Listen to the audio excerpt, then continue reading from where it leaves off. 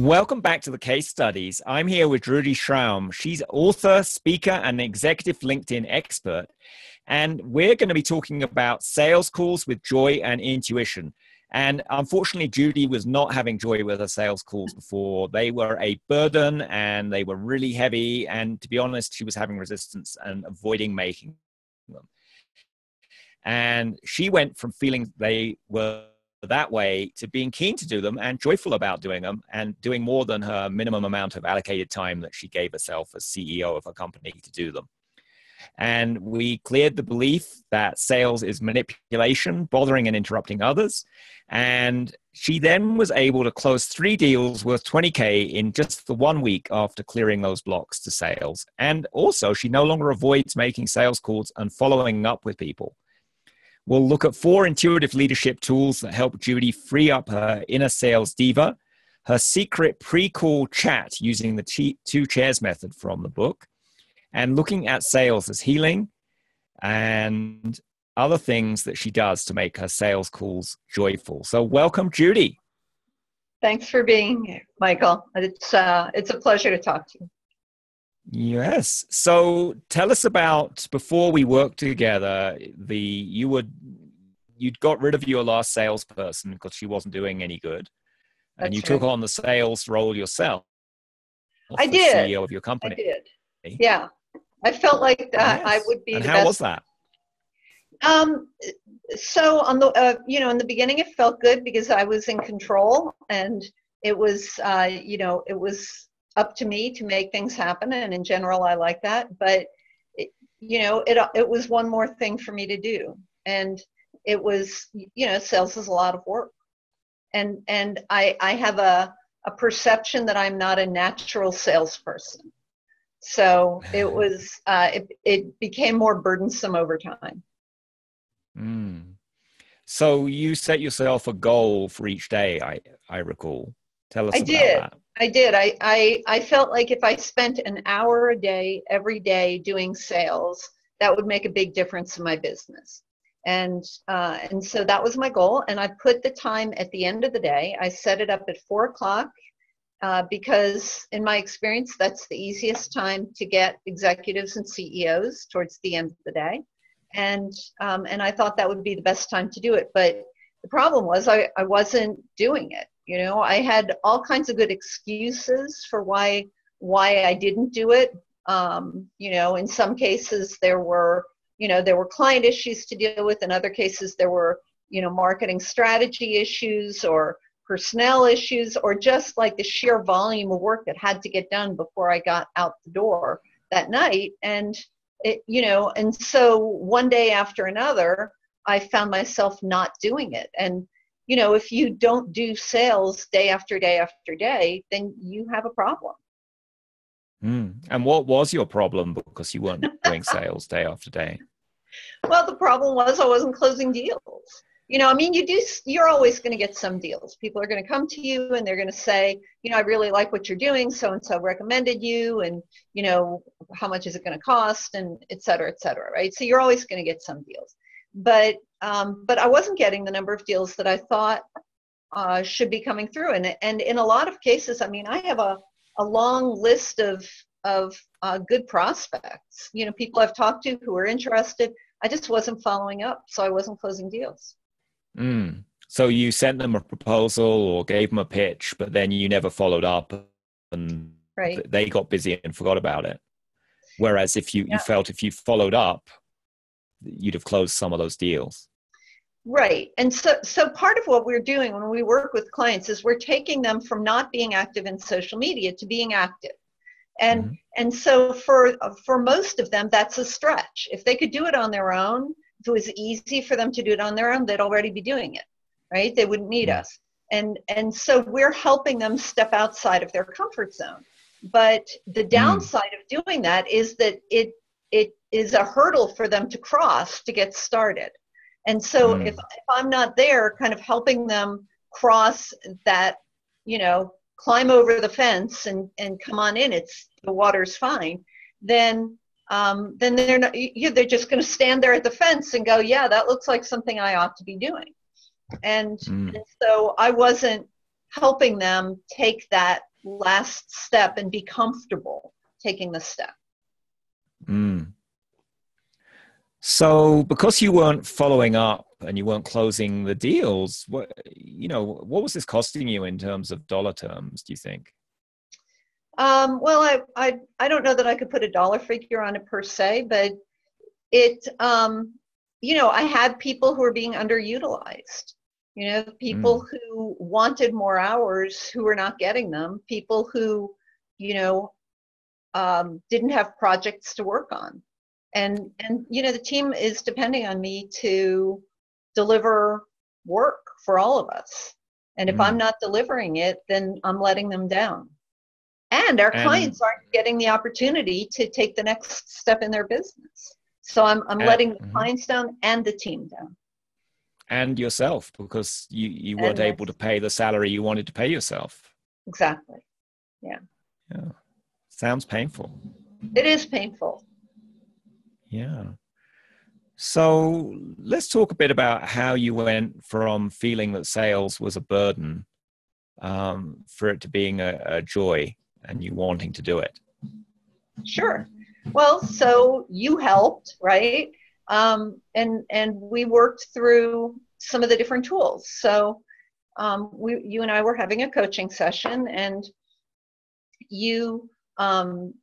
sales was one of the things I wanted to talk about because I felt I wasn't as connected with my pain as I am right now, but I was unhappy with the way things were going, and so I wanted to work on it. And so you sat me down and you talked me through these, what was going on, and helped me focus on what some of the issues were, and then gave me the tools, and we worked together to free up the blocks. So you had a belief beforehand that if you were doing sales, it was manipulation and bothering people and interrupting others. Can you tell us a bit about that belief as best you remember it? Sure. Well, so our clients are executives. They're busy people. They're CEOs, they're entrepreneurs, they're sales executives who are trying to close deals. They have a lot of different things they're trying to do. And I had the perception that if I pick up the phone and call them, I'm interrupting them. And I know from our own clients, that's a big issue that a lot of people have when they're selling, is they feel like they're interrupting. And so that's the way I felt. And and I've been through all kinds of sales training and all these techniques and tools, and a lot of it is around how you get people to say yes to things, or how you get around their natural reluctance to whatever, right? And so I just had the perception that it was, what I was doing was formulaic and manipulative, and I don't like to think of myself that way. So, historically, I sell with a consultative sale. I get on the phone with people and, we talk through their problem. And then at the end, either they think I can solve the problem or they don't. And then we part company and everybody's, pleased with what happened because it's a fit or it's not a fit. But in this case, I felt like it was more of a kind of an old school sales environment where I really had to use the techniques and use the process and, do things that weren't perhaps necessarily natural for me. Mm. And when you think of that, how that felt emotionally, what emotions did you feel when you thought about doing sales?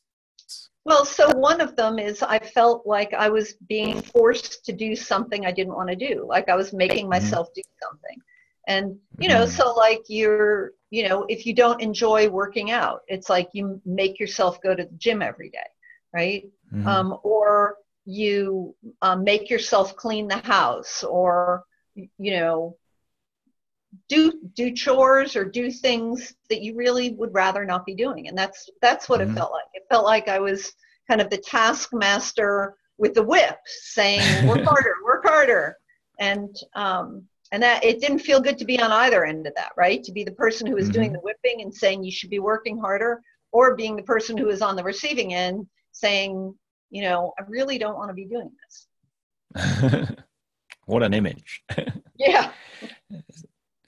So I think the first tool we used was the youngest age pattern recycler. And Right. so we looked at the emotions you felt, that feeling you were doing a chore, an obligation. And we also looked at how you felt in your body, which bits of your body were tense or hot or whatever sensations you felt, and Right. any other emotions. Right. And then we just asked to answer the question from the first thing that came to your mind, what's the youngest age you felt the same way? And you didn't have to have a conscious memory of the age. Right. And I think you came up with 5 years old and you were being told to do chores. Right. And we cleared that with TLC and light, sending light to your past 5-year-old self and to your current self and all the ages in between when you've recreated the exact same pattern that you're obligated to do a chore and you're both the person. Sometimes you're the person telling yourself what to do. Other times other people were telling you what to do. Right. And I think you also felt kind of resigned and trapped. Yeah. Yeah. Like I didn't have a choice. I had to do it, but it wasn't something that I wanted to do. And for sure, there was no joy in it. Yeah. And also you felt some energy around your body. You had some colored energy around you that was around your head and shoulders and neck. Right. It felt dark, like dark brown or navy, not a little dismal, and heavy, like there was a weight on my head and on my shoulders, and I was kind of dragging through that and kind of forcing myself to keep moving forward when it was a struggle. Yeah. So I think And we made a copy of yourself and put you in front of you, and you looked at that heavy energy around you, and we zoomed in and cleared it out with light and just saw it melting away like the mist when the sun comes out. Right. And then after we'd done that, I just said it disappeared very quickly. Yeah, light will do that. And then we checked in and we said, ask your own intuition what percentage is left of this, this pattern I have that's stopping me making sales. And I think at the time you said 80% was left. Yeah. And that's a good technique to use to ask your intuition how much percent of something's left so you know where you are in the process. Right. Yeah, it was useful. I mean, there's still more to clear, right? I still have more opportunity. We've cleared a lot of it, but there's still more that can be done. What percentage less is left now? Maybe 20, 25%. And what would it take to get to 15%? I will probably be below 15% by the end of the call. All right. So what would it take is another great tool you can use in clearing any block. And if you're looking at the percentage of something that's left, you can not only say, what would it take to zap it down to 0, but you can say, what would it take to go a small little step? Sometimes that gives different intuitive things and clears different energy, because what would it take is not only a way to get intuitive answers from our intuition and inspired actions, but it's also a way to actually clear the energy because it focuses your consciousness on the pattern and on the thing you want to shift. And anytime you focus consciousness on something, it adds more light into the situation. Right. If you want to hold a pattern in place, a good way to do it is to avoid it, right? And not think about it. Because then you're holding back the light from shining on it. Just to reverse this, if you wanted to teach someone how to block their sales, you'd be like, well, you need to have all these crazy beliefs about sales and you need to avoid doing the behavior and don't think about it. Okay. Well, I was doing that. And preferably throw a pattern of guilt on top of it to hold that all in place. Yes, guilt was there too. Yeah, because guilt is very good at holding pattern structures in place. Yeah, if you have a set of beliefs that really aren't true as an infinite being with a body, and you want to hold them in place, guilt or shame are two great ways to hold a false pattern in place. Because then you don't even want to go near them. It's like covering those beliefs in dog poop. You're like, oh, I don't even want to touch that. Yeah. So very clever of you as an infinite being who wanted to pretend that she wasn't powerful in sales. Yep. And laughter is a great way to clear things too. You know, that's another way to bring clearing into stuff. Yes. So the other thing we did when there was some percentage left, we not only cleared your younger self's energy, we also looked at your parents, your mother's timeline, you know, ancestor line and your father's ancestor line. Yeah. And we cleared we asked our intuition how many ancestors on each side had the same issues around being burdened to do an obligation. Right. Yeah, and we I remember sent you light saying, to them. Yeah, go ahead. Well, go ahead. What do you remember me saying? I I remember you saying that it was something that was very common from the Industrial Revolution on.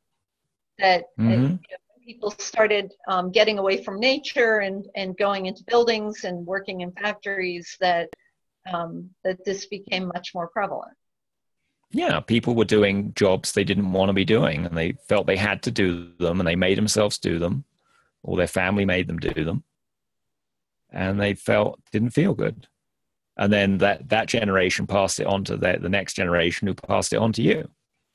Right. However many generations it was. Patterns can be passed on from your own childhood into your own future, but also parents can pass patterns on to children, and often do. So just like they pass on other beliefs, political beliefs or religious beliefs, or, you know, how you're supposed to eat, or all kinds of things. So it's quite entertaining. Yeah. So anyway, we sent light to those ancestor lines. We also went into any past lives you had the same issue, sent light there, and any other dimensions you're holding this pattern. Because really, you know, time is a bit of an illusion.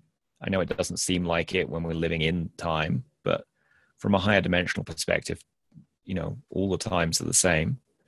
So really, all those younger ages of yourself and all the ancestor lines and past lives are just different dimensional aspects of the whole of Judy.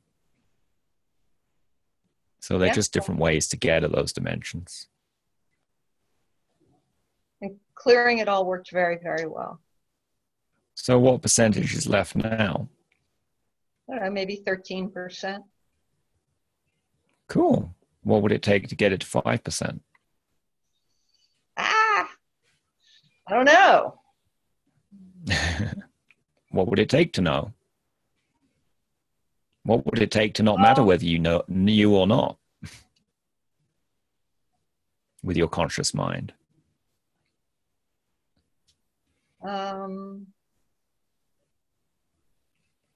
Yeah. If you imagine this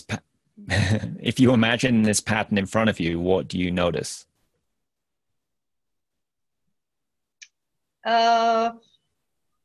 Looks like cobblestones. Okay. What would it take to let the cobblestones go?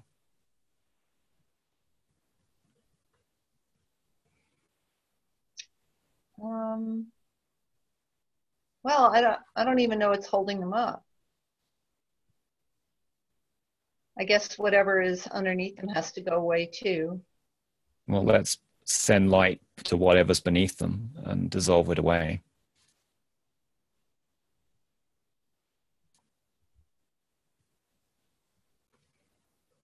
Okay. Let's see the cobblestones falling away. And let's fill in the gaps you have in your body from letting this pattern go with love and light and confidence. Okay. Who's a sales role model you admire? John Asher, I guess. I think he's okay. So could you take the aspect of John Asher that you admire and pull that energy into you so you can be the salesperson you want to be? Yes. And you could add that aspect of him onto your spiritual advisory board if you wanted to.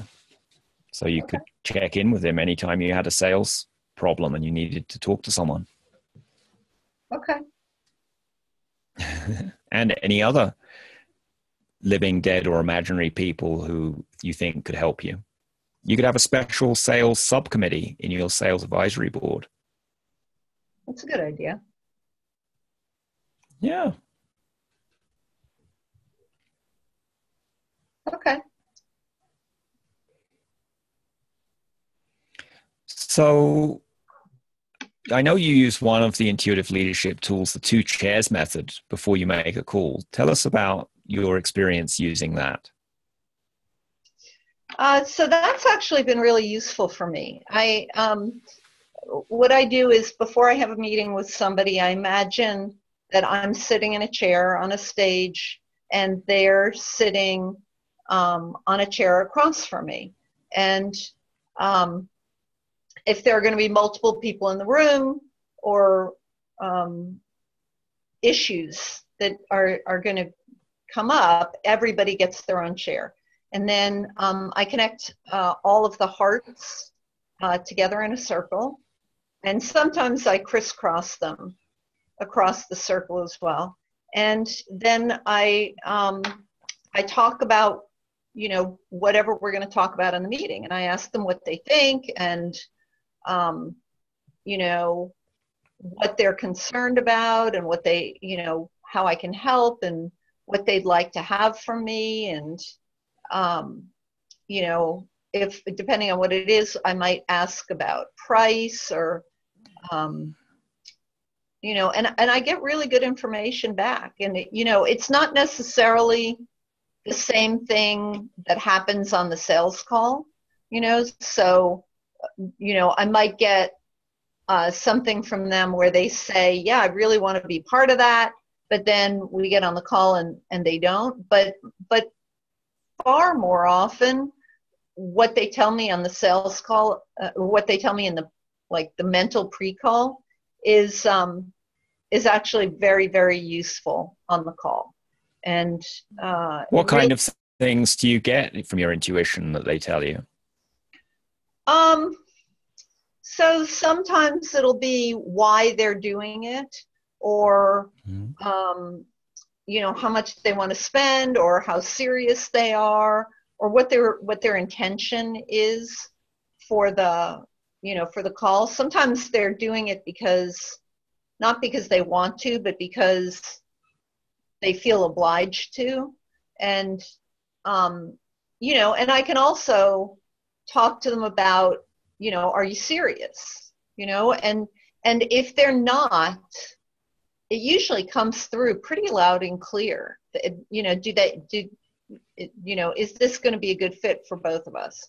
And, is this something we can really help you with?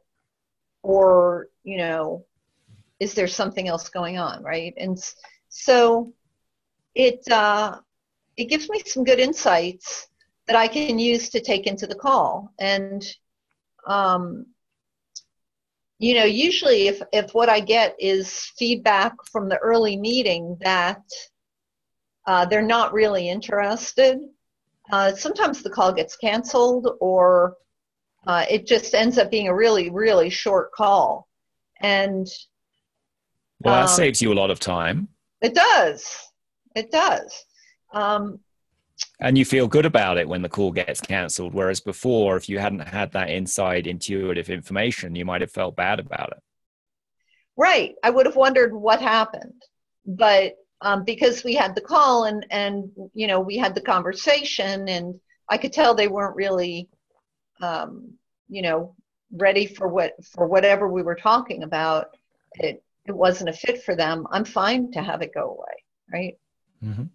I mean, it almost always works out just fine, whatever it is, whether we get the deal or whether we don't get the deal, because there are plenty of deals you don't want, where the person, they're not going to be a good client, or where you're going to have trouble with them paying the bills, or, where what they want isn't really what you do.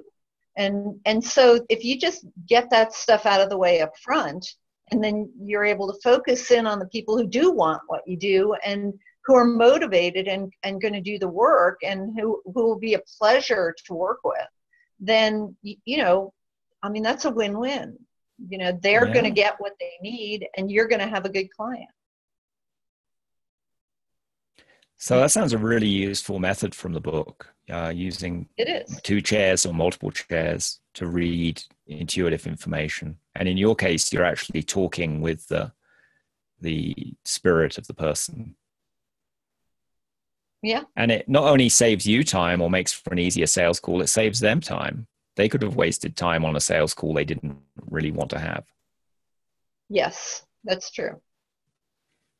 I mean, I worry more about me losing time, but it's good that everybody wins. Yeah. So let's look at an alternative perspective on healing, which is regarding sales as healing. Yeah, you said that earlier, and I had never thought of it like that before. But you're absolutely right. So when when people are thinking about buying a product or a service, they're trying to solve a problem, almost always, right?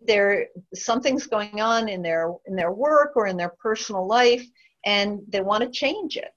And so what they're trying to do is figure out what's the best way to make the change. And there's always the question, is what you do the best way for them to do this? Is it going to deliver the results they want? Is it going to be something that requires the amount of effort and resources they can invest in it?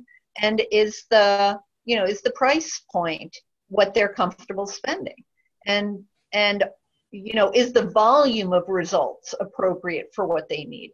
And so when you can kind of understand where they're coming from, and then it's kind of like being a doctor, right? So they have this problem, and then you have your tools, whatever they are. Can you heal that problem with what you have to work with?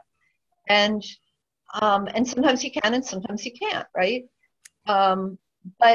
But I hadn't thought of it that way before. I always think of it as problem solving, but healing really is problem solving. And so, so that's a really good way to look at it. Yeah. So our businesses are helping other businesses or individuals heal their business, make their business do something better, or helping, if it's B2C, helping the individuals do something better. And also the activity of sales is helping someone go from a state of confusion and not sure how to deal with a problem. And maybe they've been avoiding the problem and they aren't really aware of the true consequences of not solving this issue. Right. To getting clarity on what their problem is, what the consequences are, and clarity about what different options for dealing with it are, and coming to a decision, yes or no, right, rather than putting it off yet again to it. That sounds really healing of someone who was confused and had lack of clarity. Right. Into someone who's made a decision and has a clear way forward. Yeah, so I think that's a great way to look at it. Yeah. So not only is the work, the business we run healing, but also being a salesperson is a high level healer. And it's taking someone who's often in a state of fear as well. Well, it depends on how bad the problem is, right? Yeah. Yeah. So it's pretty powerful. So after we worked on this and you cleared the blocks you had to sales, what happened in the week afterwards? Well, so the next day I worked on sales pretty much all day. I mean, wow. I know. I had other things that I was doing, but I kept breaking away from those things to follow up with people and, check in and, so it was very freeing, and I think there was a lot of pent up of me wanting to do sales, but this stuff was all getting in my way. And then once it got freed, I felt free to spend my time doing sales. So how many deals did you close in that week? 3. And what will they be worth to you in the next year? Probably about 20,000. So that's pretty good for a half hour of energy clearing. Very good for a half hour of energy clearing. And but that's not the only thing. that happened is, I also initiated a couple of projects with one of the people who's working for me that have brought me probably 100 new LinkedIn connections in the past week, and Oh, and have generated even more conversations. So that didn't close deals, but they started conversations, which is the beginning of the sales process, right? So I was starting new deals and I was closing deals. So the whole thing was improving. And what happened to that belief you had that you had to make sales calls at 4 o'clock and you couldn't do sales activities or send emails at other times of day? Well, so what I was doing, it wasn't really a belief that I couldn't do it, but it was a belief that I should save sales for the hour allocated to sales, and that was the hour allocated. And so your suggestion was to try experiment with some different times of day and see what happened, because the end of the day is a period of low energy for me. Typically, my best energy is in the morning, and so I try to do creative things in the morning, and then I do meetings, and then I do administrative stuff at the end of the day. And so I was putting sales where I have the lowest energy, and and during the type of the work, I mean, I love talking to clients and prospective clients. I enjoy the conversations. They tend to be fascinating people, and and that gives me energy. But I was pushing that all off into a period when I didn't have energy. And so what I did was I started moving sales around. And so I started putting it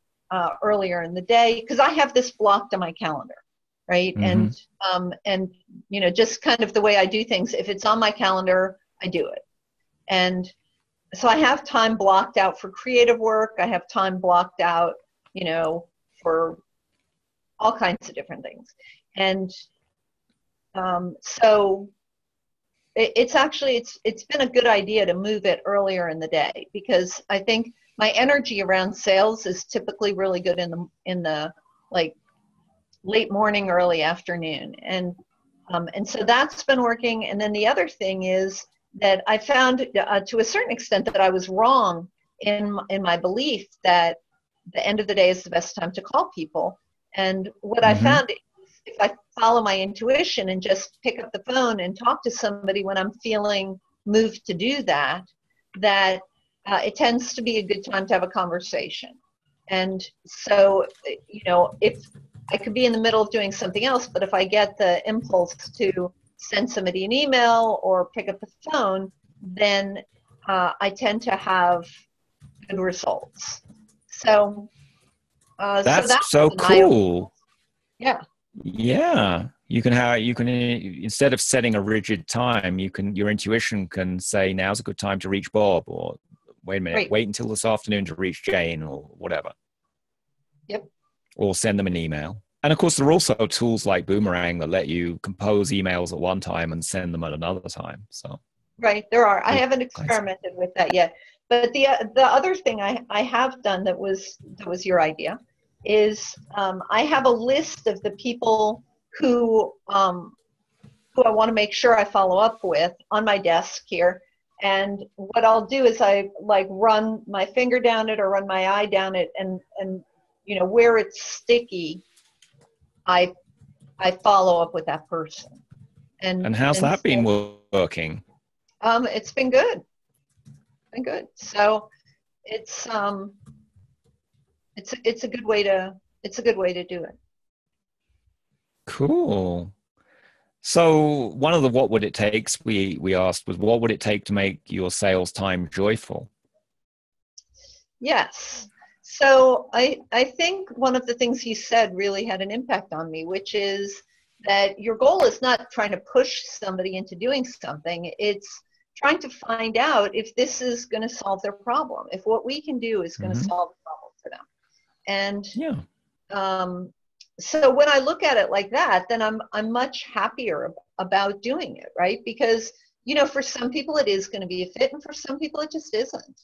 And, my goal is not to turn one of those people into the other, but my goal is to figure out whether it's a good fit. And if I believe it's a good fit, generally speaking, that reflects in the way the client feels about it as well. So yeah. And then when you create your day using your intuition and energy tools in the morning, how do you work with your sales calls then? So some of my day is blocked out because I'll already have meetings scheduled.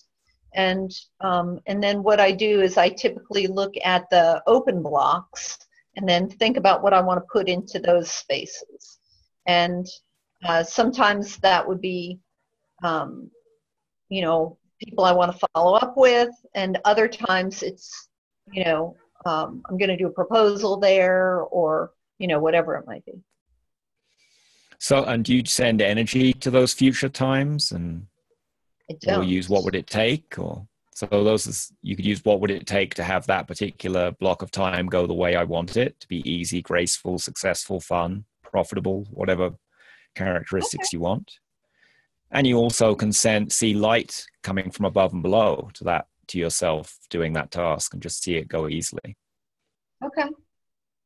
I will try that. Yeah. Also, another thing I do in sales is I connect to the light connect to myself, and I also TLC the people I'm calling, and I see our hearts connected together with a cord of light. And I find doing that during sales calls helps them go more smoothly. So I have actually done that once or twice during a call because I forgot to do it before, and it does make it go more smooth. Yeah. Cool. So anything else you want to share about your sales and intuition and joy experiment? No, I mean, just that anybody else who's dealing with sales blocks should spend some time with you. Well, they're spending it right now watching this video. So great. Well, thanks so much, Judy. Really appreciate you being on the call. If people wanted to find you, how would they do that? So our website is proresource.com, and you can reach me at Judy, Judy, at proresource.com. Or people can find you on LinkedIn, I'm sure, because you've got an amazing profile there that's probably optimized up the gills. It is. Yeah, just linkedin.com/in/Judy Schramm. All right. Thanks so much. Bye. Thank you.